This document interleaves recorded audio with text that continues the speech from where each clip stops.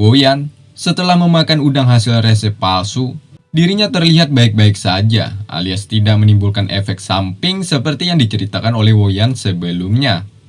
Artinya, Woyan hanya membuat karangan palsu atas tudingan penduduknya mati setelah memakan udang. Nyatanya, dirinya tidak mengalami apapun. Atas hal ini, Woyan sudah masuk ke dalam permainan Si Jiang. Si Jiang mengatakan bahwa dirinya dan sekte Taiyu tidak bersalah. Atas matinya penduduk sekte Kang Feng hanyalah akal-akalan Woyan saja.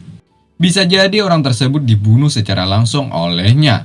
Melihat hal ini, Lucy angkat bicara. Karena tidak ada aturan bagi tersangka ikut campur dalam urusan ini. Artinya, Si Jiang tidak diperbolehkan membela diri. Dikarenakan semuanya sudah lengkap, ada saksi juga pelapor. Tujuan Lucy saat ini hanya ingin mendapatkan lembah abadi.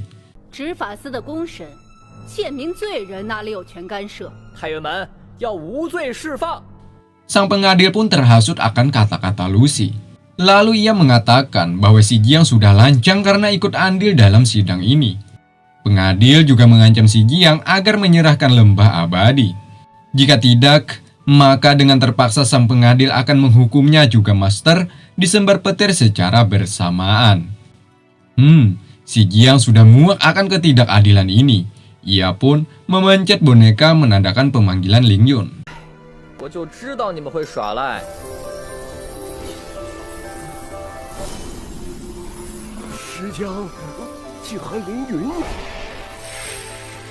Setelah melihat kehadirannya, lantas saja membuat mereka terpana.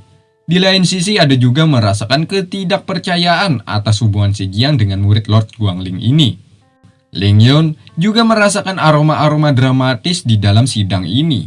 Hal itulah mengapa ia datang ke tempat ini, yakni dengan tujuan untuk mengungkapkan sebuah kebenaran. Ling Yun juga menganggap perbuatan sang pengadil sangat memalukan, di mana seharusnya sang pengadil harus bertindak seadil-adilnya. Namun nyatanya, ia berpihak berat sebelah. Ling Yun kemudian membawakan saksi, yakni seorang wanita tua. Ya, saksi tersebut ialah seseorang yang dianggap mati terkena racun resep udang. Sebenarnya wanita tua itu sudah mati coy, namun bisa dicuri oleh kelompok Si Jiang. Dengan kehebatannya, Ling Yun menghidupkannya kembali, seperti yang ia telah lakukan kepada Tedan. Si Jiang pun menyuruh wanita tua tersebut untuk berkata sejujurnya siapa yang telah membunuhnya. Tanpa mengulur-ngulur waktu lagi, wanita tua ini mengatakan bahwa Woyanlah yang telah membunuhnya.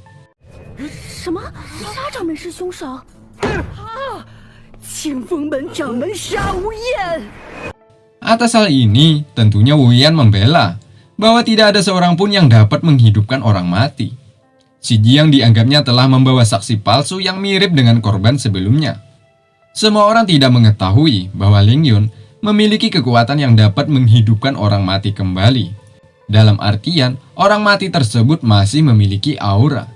Jika tidak ada memiliki aura di tubuh orang tersebut, maka Ling Yun tidak bisa menghidupkannya lagi coy. Saat itu, Ling Yun berhasil mengangkat racun pada tubuh wanita tua ini. Seperti itulah penjelasan Si Jiang kepada sang pengadil coy. Dan racunnya itu telah dimasukkan lagi ke dalam resep udang yang sudah dimakan Woyan. Mendengar itu, Woyan pun spontan merasakan efeknya, yakni dirinya merasa sakit perut.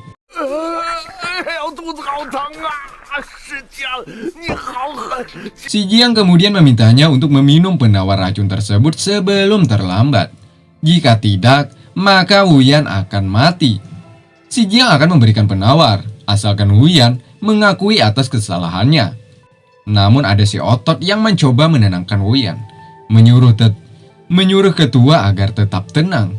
Karena kultivasi yang dimiliki Woyan saat ini, racun tersebut harusnya tidak bisa membunuh Woyan meski tanpa meminum penawar yang ditawarkan oleh si Jiang. Karena Woyan tak yakin ditambah kepanikan yang ia rasakan, Woyan pun meminta si otot sambil berteriak agar memberikan penawar racun. Karena si ototlah yang telah meracuni wanita tua itu coy. Ya tentunya yang menyuruh si otot ialah Woyan. Lantas saja membuat semua orang mendengar atas ucapan Woyan tersebut bahwa memang benar masalah ini berawal dari sekte Kang Feng. Atas perbuatan si Jiang seperti ini, tentunya membuat Lucy semakin marah. Begitupun dengan si Otot, temperamennya langsung naik dan berniat ingin menyerangnya. Namun sial, Ling Yun dengan sekejap melenyapkannya menjadi debu.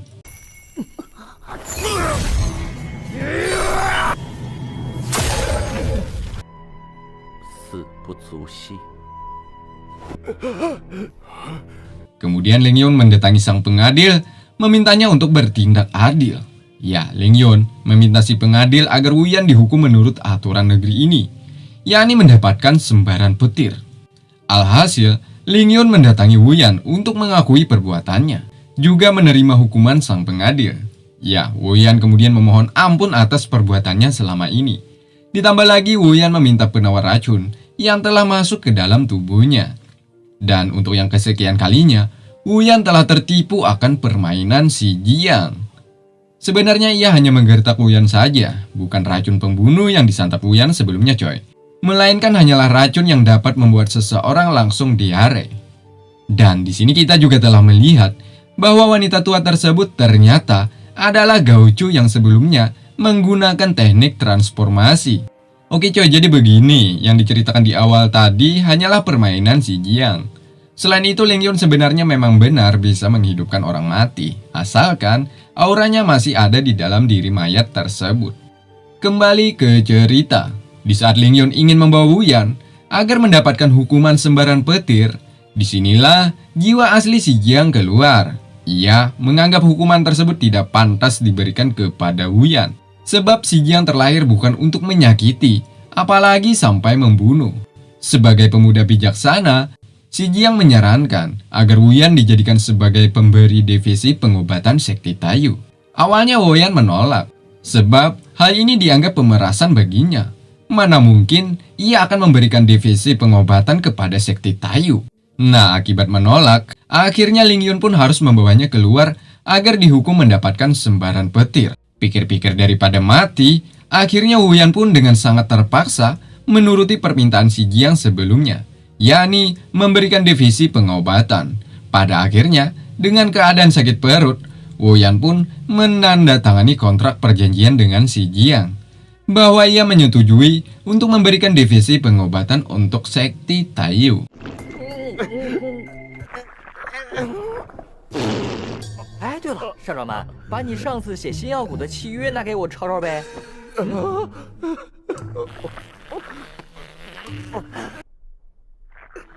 Atas hal ini, Ling Yun mengatakan bahwa seluruh aliansi sekti Tayu dinyatakan bebas dari hukuman. 现执法司宣告，太岳门众人无罪释放。太岳门凌虾毒杀老妇案。 Sementara Lucy, dirinya masih mencari cara supaya dapat mengambil alih agar lembah abadi jatuh ke tangannya. Namun Ziyu mencoba menghentikan ibunya, karena semuanya sudah terungkap. Kenapa harus repot-repot mencari masalah dengan sekti Tayu? Putrinya yang lancang seperti ini, tentunya dengan spontan menampar pipi cantiknya. Ya, Lucy kesal atas apa yang diucapkan putrinya itu coy. Sebab ia telah mencium bahwa Ziyu sudah bersekongkol dengan si Jiang. Tiba-tiba, hadirlah Muhan melalui teknik teleportasi. Dia adalah seorang patriark dari keluarga Zhou. Mohan meminta agar Lucy tidak bertindak gegabah kepada putrinya sendiri. Sebab besok Ziyu akan melangsungkan pernikahan dengan keluarga Zhou. Jika sampai wajahnya terluka, alasan apa yang akan diucapkan kepada mereka nanti? Pada akhirnya, Lucy pun pergi. Sebelum pergi, ia mengingatkan agar Ziyu diharamkan jika berhubungan dengan si Jiang lagi. Nah, setelah semuanya pergi, si Jiang pun menghampiri Ziyu. Namanya juga si Jiang, tanpa ada rasa takut, padahal ia sudah diancam agar tidak mendekati putri dari keluarga Zhou ini. Si Jiang pun meminta maaf kepadanya, karena olahnya ini membuat Ziyu dan ibunya sekarang sedang tidak baik-baik saja. Ziyu masih bersikap dingin dengan memberikan dimensi hijau. Ya, di dalam dimensi hijau, terdapat orang-orang sekti Tayu yang sebelumnya ditangkap oleh Lucy. Malam harinya ada Yu-er, Master, si Jiang, juga lainnya. Mereka telah berhasil keluar dari dimensi hijau. Di sini mereka mengucapkan rasa syukur atas selamatnya lembah abadi dari gempuran sekti lainnya. Di sini mereka juga mengucapkan terima kasih atas bantuan kakek Su secara astral. Sehingga orang-orang sekte Taiyu masih banyak yang selamat. Sedikit info coy, kakek Su adalah tetua di sekte ini. Sementara master ini adalah adik kandungnya oleh kakek Su. Oke, itu aja dulu infonya. Di sini master mengatakan bahwa lusa puncak Gyeohe akan dibuka. Master meminta agar kelak si Jiang mengeluarkan spiritualnya. Selain itu, Master juga menanyakan kepada si Jiang alasan mengapa Ziyu membantu sekte Taiyu. Rahasia, jawab si Jiang. Sudahlah. Nah, besok kan pernikahan Ziyu. Sekte Taiyu saat ini mengalami krisis ekonomi. Lantas hadiah apa yang bagus untuk pernikahan mereka? Hitung-hitung sebagai tanda perdamaian agar kedepannya tidak terjadi lagi hal yang tidak diinginkan di sekte mereka. Dengan penuh percaya diri, kakek tenang saja, aku sudah mempersiapkan hadiah besar untuk mereka. Hadiah besar? Ya, hadiah besar. Yakni si Jiang akan menghancurkan acara pernikahan mereka. Mendengar itu, Yu'er pun langsung pergi keluar. Ya, sepertinya ia telah cemburu terhadap si Jiang, coy. Sementara Master, karena ini jalan yang dipilih si Jiang, mau tidak mau ia pun akan mengikuti permainan ini.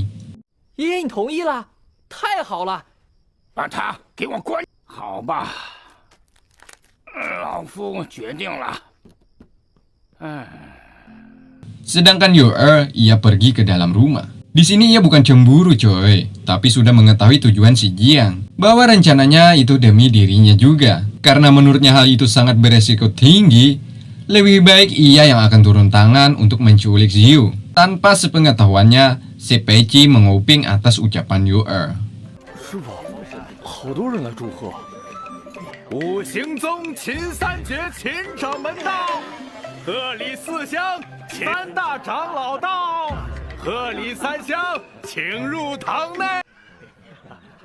Singkatnya, hari pernikahan pun tiba, di mana orang-orang penting berbondong-bondong datang sembari membawa hadiah. Hal itu dikarenakan keluarga Zhou memiliki koneksi begitu erat dengan mereka. Sementara sekte Taiyu datang dengan tangan kosong. Intinya yakin aja coy, kayak Mimin kalau ke kondangan nggak bawa amplop atau hadiah, yang penting perut berisi. Hehehe. Di sini terlihat ketua Yiyu dari keluarga Cheng. Sepertinya dia adalah ketua paling sombong dan arogan. Ada info lagi coy. Nah, jadi ada 4 keluarga di negeri ini yang tidak boleh dipandang sebelah mata. Ada Gonsun, Zhou, Zhu, dan keluarga Cheng. Selama 1000 tahun terakhir, keempat keluarga tersebut secara bergantian menjaga nahkoda negeri ini agar tetap stabil. Si Jiang saat ini tidak terlihat ya kan? Dikarenakan telah diikat oleh si Peiqi agar tidak melakukan kekacauan di tempat ini.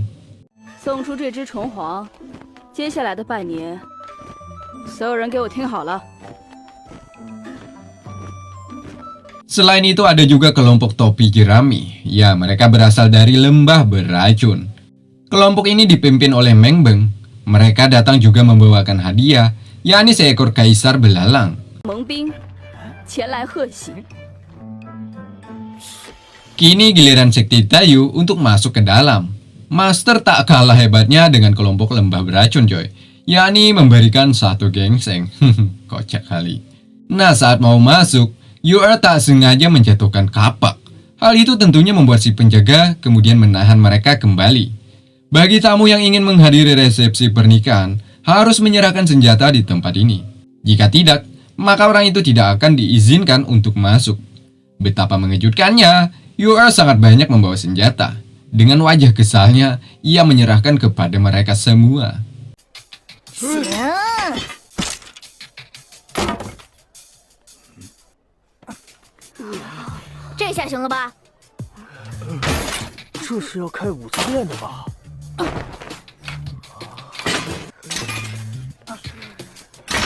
Di lain tempat, ada Zhongyu memberikan surprise kepada calon kakak iparnya, yakni Ziyu. Zhongyu memberikan hadiah perjamuan sebuah pilar emas yang berdiri tegak di tengah-tengah lapangan. Hal itu mempunyai arti tersendiri, yakni keluarga Zhou telah menjadi andalan di negeri ini selama beberapa generasi terakhir. Dengan wajah sedihnya, Ziyu pun langsung menutup pintunya, menandakan bahwa hari ini adalah hari paling sedih selama hidupnya. Di dalam ada kakek Zhou berterima kasih kepada mereka yang telah hadir ke acara ini. Sementara mereka yang datang sama-sama mengucapkan doa agar keluarga Zhou dan Zhou bahagia untuk selama-lamanya. Karena keluarga Zhou memiliki kekayaan yang sangat fantastis, setiap yang hadir di sini mendapatkan 1 bulan jiwa kehidupan. 这是太岳门的坐席。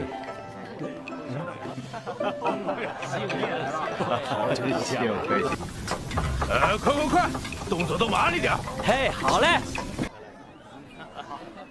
Yu-er rupanya masih kesal atas perbuatan si penjaga saat di luar tadi.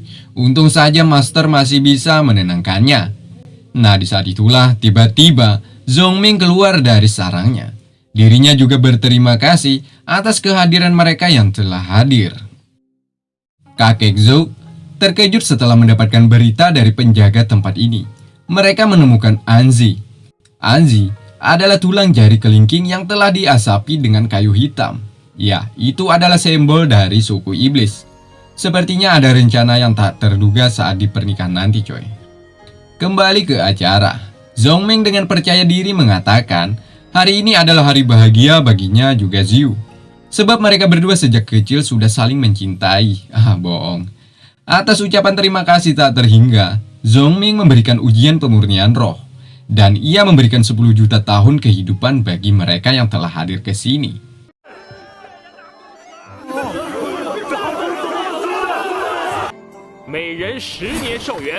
Lucy yang melihat kedermawanan keluarga Zhou, tentunya ia sangat kagum akan hal ini. Ia sangat berterima kasih atas acara yang begitu megah ini untuk putra juga putri dari kedua keluarga. Kakek Zhou kemudian merendah serendah-rendahnya. Ini semua karena rasa syukur keluarga Zhou, yakni Zhongming mendapatkan wanita seperti Ziyu. Sebab di negeri ini hanya ada 1 wanita sepertinya, yang memiliki bakat luar biasa, ditambah paras nan ayu. Sementara orang lain sedang sibuk memperebutkan jiwa kehidupan yang dibagikan oleh Zhongming. Di situ Yiyu menghancurkan meja, juga memasang wajah garangnya.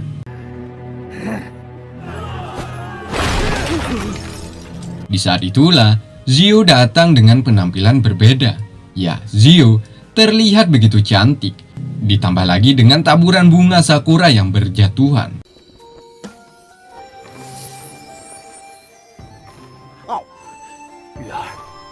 多年夙愿终于就要达成，我一定要亲手将这枚兽。 子羽仙子到。 Ada yang aneh terhadap perilaku Ziyu saat ini. Dirinya lebih genit dibandingkan Ziyu yang Zhongming kenal sebelumnya. Beberapa kali Ziyu menyebut nama Kakak Zhongming, Kakak Zhongming, Kakak Zhongming. Sebagai balasan atas suguhan ini, Ziyu ingin memberikan sebuah tarian kepada Zhongming. 我跳一支舞，感谢诸位。宗明哥哥， Cincang cuai is my heart, wang wai cang cawai semang hati, cincang yang wang cangwa. Hal itu tentunya membuat mereka yang menyaksikan merasa jijik. Begitupun dengan Lucy, ia geram atas tingkah putrinya tersebut. Dirinya merasa malu atas perbuatan Ziyu yang tak biasa ini. Tak lama dari itu datanglah Ziyu yang asli. Ya, Ziyu palsu adalah si Jiang coy. Lantas saja dengan spontan menyerangnya dan membuat kaki si Jiang terluka. 大胆石匠，竟敢当众毁我，拿命来！ 雨儿，你想这样？ Hal ini membuat sebuah pertanyaan bagi Ziyu. Kenapa ia tidak menghindar? Nah, kemudian kita dibawa flashback beberapa saat sebelum kejadian ini coy. Tepatnya di dalam kamar, ada Ziyu dan si Jiang. Di sini si Jiang memiliki rencana untuk membantu juga menggagalkan acara pernikahan ini. Namun kenyataannya, rencana Ziyu tak berjalan dengan baik. Di mana dirinya telah melukai kaki si Jiang coy. Nah, di sini si Jiang kemudian menyuruh Ziyu menangis lalu memarahinya. Inilah lelaki sesungguhnya, rela mengorbankan nyawa demi seorang wanita. 只一娶我，左家就成了石匠。你这般败坏我的名誉，让我出丑，不足以。刚才的周思雨是石江这小贼假。 Pada akhirnya, semua konsentrasi buyar dan kekacauan terjadi. Si Jiang kemudian lari di saat Zhongming ingin menyerangnya. Namun Ziyu menghalanginya. Dirinya mengatakan bahwa tangannya sendiri yang akan membunuh si Jiang. 周子瑜为救我，把他母亲都得罪了。 Di sini, Yu-er juga turun tangan coy.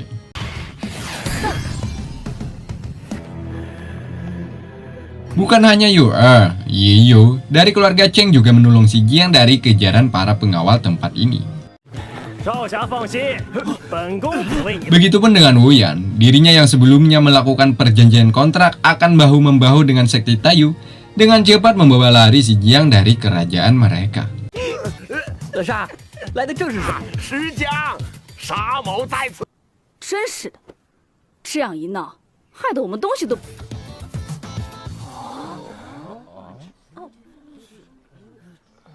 太不要脸了！都给我闪开！ Kakek Zhou setelah melihat acara ini hancur berantakan, ia pun tak kuasa untuk menahan. Dirinya hampir saja pingsan. Bahkan ia sangat marah kepada Lucy, sembari mengatakan, karena perbuatan tadi sangat memalukan, keluarga Zhou memutuskan membatalkan pertunangan dengan keluarga Zhou dari sekte Yuanling. 故意捣乱，可不能因 周家退婚，但怎奈名誉已死。 Bahkan kakek bersumpah mulai hari ini tidak ada lagi hubungan dengan keluarga Zhou. Sementara si bikin onar, yakni si Jiang, akan mendapatkan hukuman darinya. Sedangkan Yu-er ditarik-tarik oleh si Peiqi karena ingin menyelamatkan si Jiang. Si Peiqi menenangkannya agar tidak terlalu ambisius, sebab si Jiang sudah bersama Wuyan, tentunya dirinya lebih aman dari sebelumnya. Sedangkan Ziyu masih terbayang atas ucapan si Jiang. Berkatnya pernikahannya dengan pria yang tidak dicintai akhirnya batal juga. Sekali lagi, thank you si Jiang. Muah. 石江，谢谢你。 Sementara di tempat lain, yakni di tempat di mana pemurnian roh akan berlangsung, Ling Yun masih mencemaskan keadaan si Jiang. 诸位，是否有人看见石江时？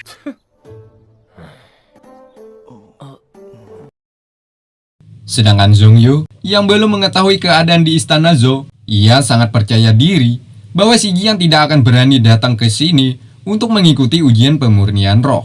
石江那个缩头乌龟， Tak lama dari itu, datanglah Meng Ren. Ya, dia adalah adiknya dari Meng Beng. Dirinya mengatakan kepada semuanya bahwa si Jiang telah menari juga mengacaukan pernikahan Zhongming.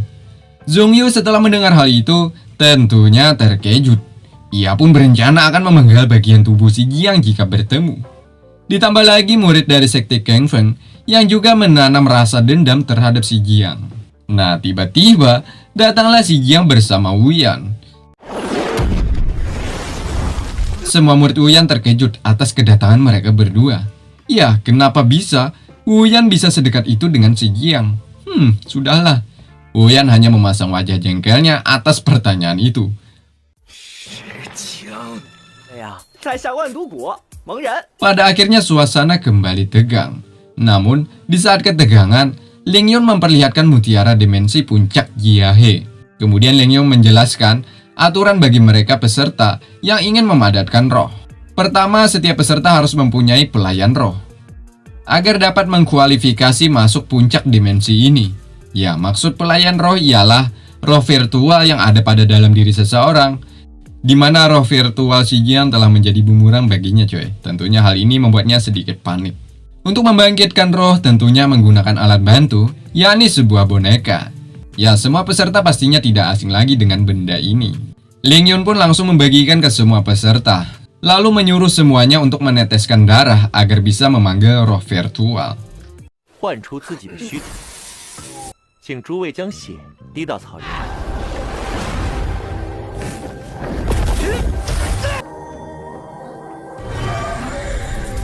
Zhongyu setelah melihat roh peserta lainnya, ia pun dengan sombongnya mengatakan, mereka memang sampah. Ya, sampah. Kini giliran dirinya membangkitkan roh virtual.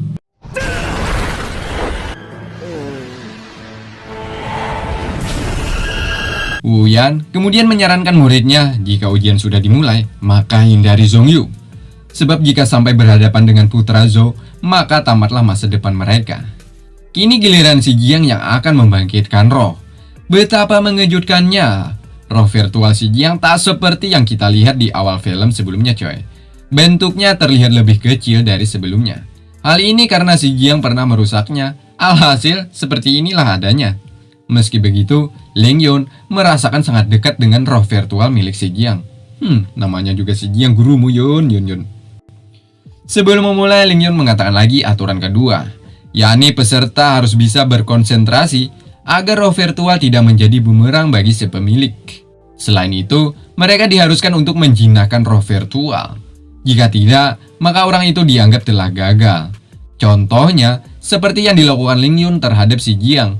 Ia sengaja memutuskan tali konsentrasi kepadanya, sehingga terjadilah hal menakutkan bagi si Jiang, lucu bagi peserta lainnya, dan membosankan bagi Wu Yan. 下面重点来了，大家要记住，要想将虚灵练好，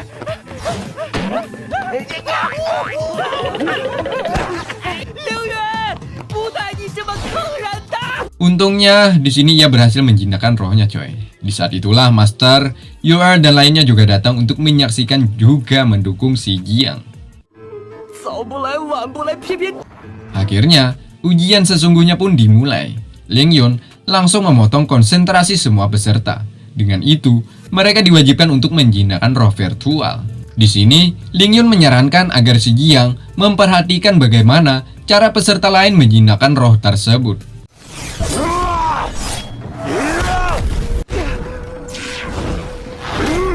Di sini ada yang berhasil, juga gagal menjinakkannya coy. Seperti orang ini, ia telah gagal. Untung saja, Ling Yun menyelamatkan nyawanya. Jika tidak, matilah orang ini. Sementara Zhongyu terlihat dirinya sangat kesusahan menjinakkan roh virtualnya.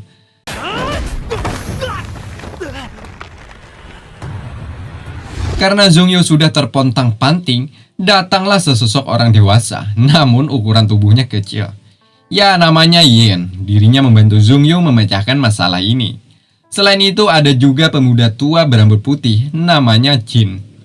Menurut cerita Master, waktu itu Jin dan Yin juga ikut serta saat perang dengan bangsa iblis. Bahkan mereka berdua mampu memenggal kepala jenderal pasukan musuhnya. Artinya, kekuatannya tak usah diragukan lagi.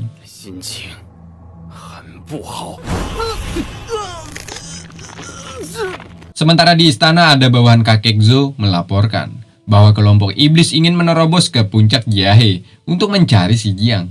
Kakek Zhou kemudian memerintahkan bawahannya tersebut untuk mengirim beberapa jiwa kehidupan bagi mereka di pihaknya.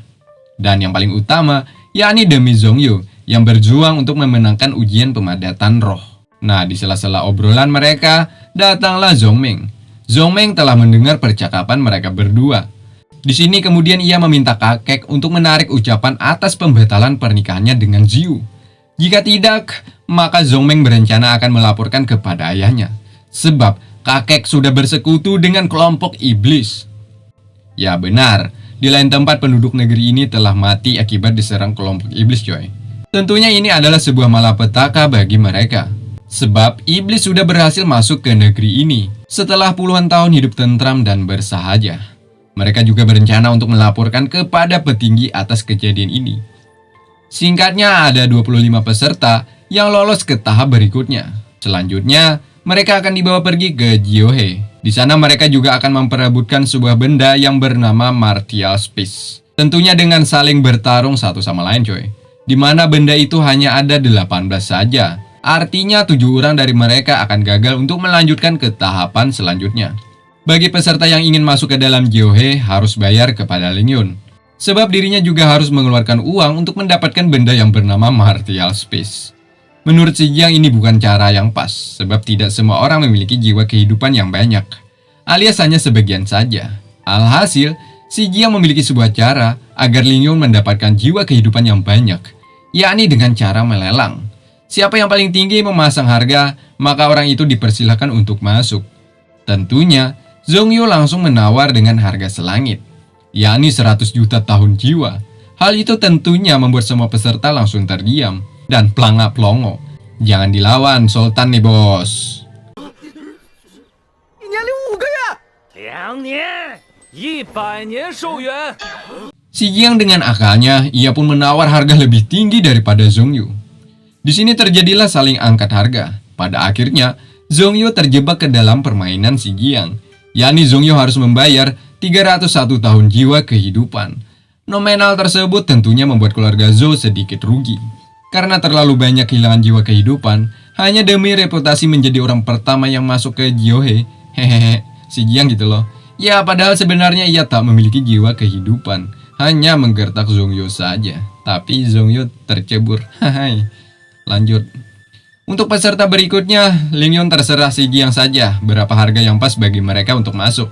Ya, karena sudah merasa untung, si Jiang menyuruh mereka masuk dengan jiwa kehidupan seadanya.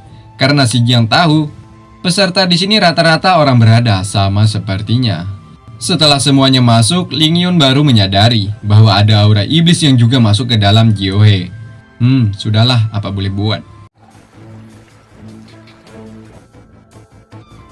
Sementara si Jiang bersama Yu-Er juga si Peiqi.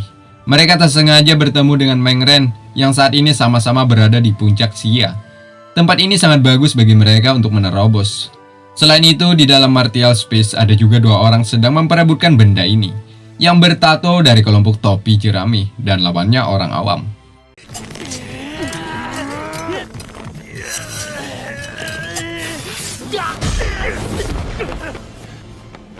Selanjutnya, si Jiang ditantang oleh Meng Ren untuk melakukan pertarungan. Belum apa-apa, si Jiang sudah digigitnya. Dimana kita tahu kelompok ini memiliki racun yang sangat ganas. Hal itu terjadi ketika Yu-Er ingin menolong si Jiang. Untung saja si Peiqi langsung menyelamatkannya. Bukan Yu-Er saja, ia juga berhasil masuk dan membawa pergi si Jiang. Malam harinya, akhirnya si Peiqi berhasil menemukan air untuk menyembuhkan luka bekas kena racun terhadap si Jiang. Di sini terlihat kesedihan Yu-Er, sebab ia sudah sangat percaya si Jiang akan berhasil membangkitkan kembali sekte Taiyu. Siang harinya, akhirnya si Jiang pun terbangun. Tentunya membuat Yu-Er sangatlah bahagia. Tak lama dari itu datanglah si Peiqi mengabarkan bahwa tak jauh dari tempat ini ada sebuah tempat yang bagus. Yu-Er mencoba mencek tempat tersebut seorang diri. Nah, buruk. Yu-Er bertemu dengan kelompok misterius. Bahkan parahnya lagi, Yu-Er terjebak dalam ilusi. Di mana saat itu ia bertemu dengan Master, si Jiang juga Kakeksu. Pada akhirnya, Yu-Er kalah. Lalu dibawa mereka pergi entah kemana.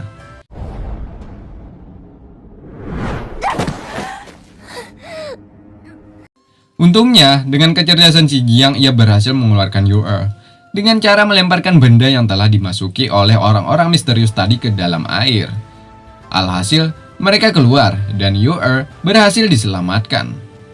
Setelah melihat dipermainkan, orang itu langsung menyerang ke arah si Jiang. Namun sial, ia merasa ada aura pedang yang begitu kuat. Ya, dialah orang bertopeng menyuruh orang itu untuk tidak mengejarnya lagi. Sampai sini masih belum dijelaskan siapa dan dari mana orang-orang ini. Oke, Genjon. Sementara Zhongyu sudah sampai ke puncak. Sambil menyerap esensi yang ada di tempat ini, Zhongyu juga menunggu kedatangan si Jiang. Alasan Zhongyu menunggu tentunya untuk membalas perbuatan si Jiang terhadap keluarganya, yakni tidak ada kata lain selain Biobo Enono Hah Bono.